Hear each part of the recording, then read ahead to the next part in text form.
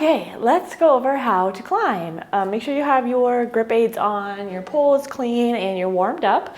There are two different styles of climbing. There's probably more than two, but the two that I see most commonly. One is a forearm climb, so your bottom arm will be bracketed against the pole, and then your top arm will be up overhead.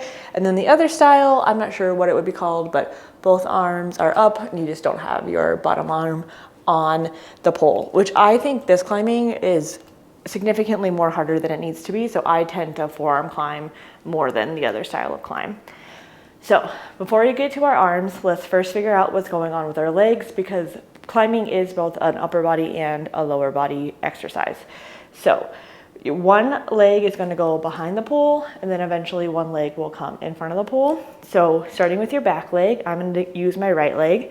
The inside of my knee is going to touch onto the pole, and then the pinky side of my foot is going to be on the other side. So I am like diagonally across the pole. Your legs aren't just there for decoration, they're actively going to be pushing. Your knee is going to be driving into the pole, and then the pinky side of your foot is going to be driving into the pole as well. Eventually you will want to point your foot to have it be more like aesthetically pleasing, but we don't have to worry about that quite yet. Besides the like counter push, you are also going to be acting like you're like kicking a ball, so kicking into the pole as well. It will not be super comfortable at first, that's okay. So that's the back leg. We're gonna start with just the back leg and then build to swinging the leg around in the front. With our arms, I like to have the same arm as the leg that is in the back, be my bracket arm. But honestly, I don't think it really matters which arm is on the pole. So from the side, we set up our leg. The height of it, about the same height as your hip. Eventually you'll feel comfortable having it be a little bit higher. Lower, you're not doing yourselves any advantages, so keep it roughly hip height. Bottom forearm is gonna go on the pole, and it's making, I think of like a goose or like a snake shape.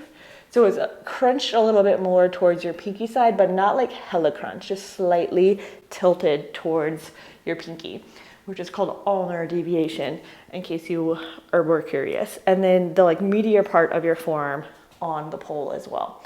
Okay, a little bit more of a close-up of what is happening with the forearm on the bottom arm. I like to think of it as like a snake or a goose. I don't know why, that just like makes the most sense to me, but from 360 degrees, it is like this. I feel like we're some like crunchy sensations or pinchy sensations could be happening, as if you're really trying to crank into that ulnar deviation, and me just like standing here, that doesn't feel the most pleasant. So it is slightly tipped to the side. Like if this is straight up, it's like a tiny bit tipped to be able to grab, but not like a Z shape with my arm, more of like a soft S, like a snake head that's getting ready to wiggle. So very gently, and then make sure that you're placing your forearm, the meaty part of your forearm. Everyone's body's slightly different, so what feels comfortable to you around the pole. I have seen some people like super twist it. That's not comfortable for me, so I'm more like elbows in a line, and then a wrist is slightly ulnarly deviated. This arm is going to actively push into the pole. So think like push up or like a plank that push away from the ground, so that you create some space between the pole and your upper body. Your other arm is gonna go up, making like a C shape. So thumb on one side, fingers on the other.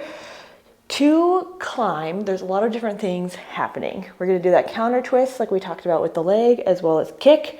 Top arm is going to be pulling, and then this bottom arm is going to be pushing into the pole and a little bit pulling down at the same time. So 1, 2, 3, lift up, and then come back down.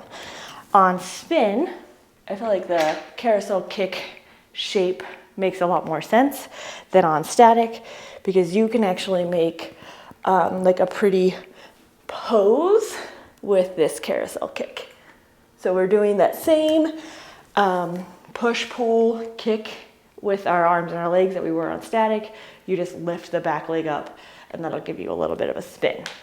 Our next step is to bring the back leg, the carousel kick leg, around front so that you are in like a pee-pee dance position. So the pole will be in between your legs and you're acting like you have to go pee. So I'm gonna switch sides. Left leg is gonna go inside of the knee on one side, pinky side of the foot on the other. Bottom arm's gonna be bracketing, top arm's gonna come in front. We're gonna carousel kick, match our knees, cross our calves, and really squeeze in with your knees so that you could stand up and then come back down. If all of that is feeling good on both sides, the next step is to work on climbing up the pole. And my ceilings are really short, so I'm not gonna be able to climb a lot, and I probably will cut my head off on the video. What we are trying to do from the standing up position, so we're here, we carousel kick, knees come and match. We're gonna stand up. Our top arm becomes our bottom arm, so it becomes the brackety arm, and then our other arm comes up to be the top arm, which was our bottom arm. This is like a giant crunch sit-up. So you are not letting your body translate forward. You're literally like inchworming up the pole. You don't have to let go of your legs. They can stay, knees stay directly on either side of the pole. We just don't want them to go forward, which is where this bottom push arm comes in handy. Because if you let this slide through, you'll end up super close to the pole, and then having to push your butt back and climb up the pole is quite challenging. So what do I mean? We are bracketing, standing up. I'm gonna cut my head off, I'm sorry. Crunch up, and you'll notice my knees stayed roughly on the pole, and then if you have enough space, you would stand up and do the whole thing over again. On spin, so you can see it, we will be not floating into it, sorry. Knee on the pole, gently lifting up, meet knees, come to a standing position, switch arms, crunch, knees, think like knees to elbow, and then stand up again. If the crunchy position is really challenging for you, you can lay on the ground and do like reverse crunches. Sorry, smacking my microphone. So lift, lift, just to get your abs a little bit more warmed up. But that's basically what you're doing. It's just knees to elbow to climb. It is quite challenging though, like don't get me wrong, it takes a lot of like working coordination to get to that point, but one more time. Knee, knee, stand up, switch which arm is on top, which arm is on bottom, crunch the knees up, stand up again. And then slowly slide yourself down to the ground. That is how I teach climbing. If you have any questions, feel free to let me know.